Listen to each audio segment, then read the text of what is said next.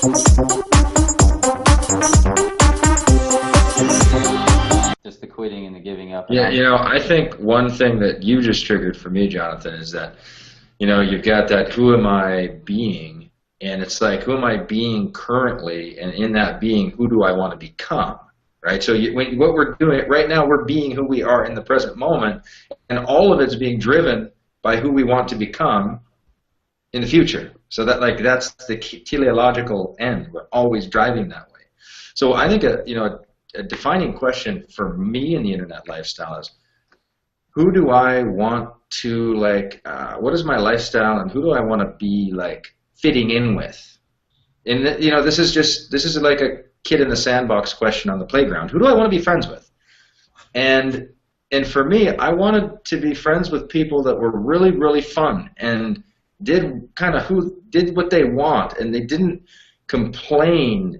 But I wanted to be around people that were fun and growing, exciting, avant-garde, in the front, not the back. And so many people, I think, in who they're being, is like, I hope mom and dad are okay with what I'm becoming. They're thinking about their friends, such and such said something about that, or my uncle or my pastor wrote me kind of an awkward email about going for my dreams, and and they're worried about all these people they actually don't want to become. They're actually trying to move away from, but they're holding on because their identity's bound up back there. Now, the best news is you can still grow forward all you want, and you'll be a better asset to your friends. So it's not like you ditch them. You maybe love them from a little more distance. It's just a little more distance, but the love actually intensifies.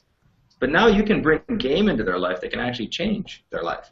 It's not going to change anything. They're going to be exactly who they are because that's who they are. But anyway, so this is just, all this stuff is just better asset, man. That's a tough one too. That is so hard to really take in, because there's a self-sabotaging part of all of us. There's almost this drive. It's inherent in every human being. There's some drive to self-sabotage in some way. We've got some limitation of how big we think we can go, and we actually don't want to challenge it, because what if we fail, and what if we prove we can't do it, and what if we do this, and what if we do that? There's some self-sabotaging mechanism to all of us, and one of those things, Mark, that you just triggered is really leaving people behind. It's who are you going to leave behind if you really step into your own greatness? If you really step into this next level of your life, who are you going to leave behind?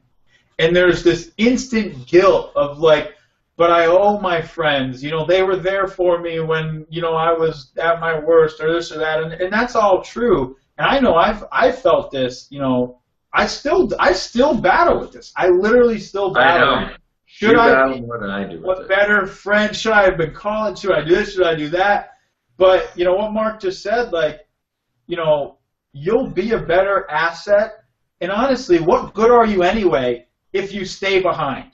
If you say, oh, okay, if it's so noble to stay behind in the old lifestyle that you knew, because that's where your friends are, and that's where you can support them, and that's where they'll feel good about themselves because you're still just at the same level with them. If it's so noble to stay behind, then do it. But the reality is, are you helping anyone by doing that? Is that really going to make a difference in the world? Are you adding any value at all by staying behind? And it's crazy how much we will sabotage because of some belief like that.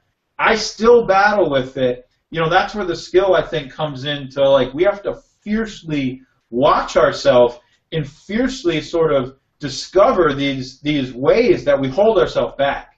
Because no matter what level of the game you're stepping into, there's only new ways that you hold yourself back.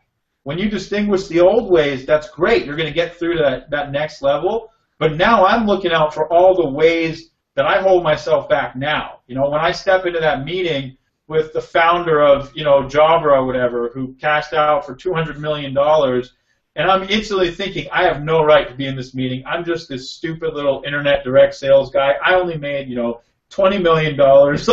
I suck, right? I can't be in this meeting.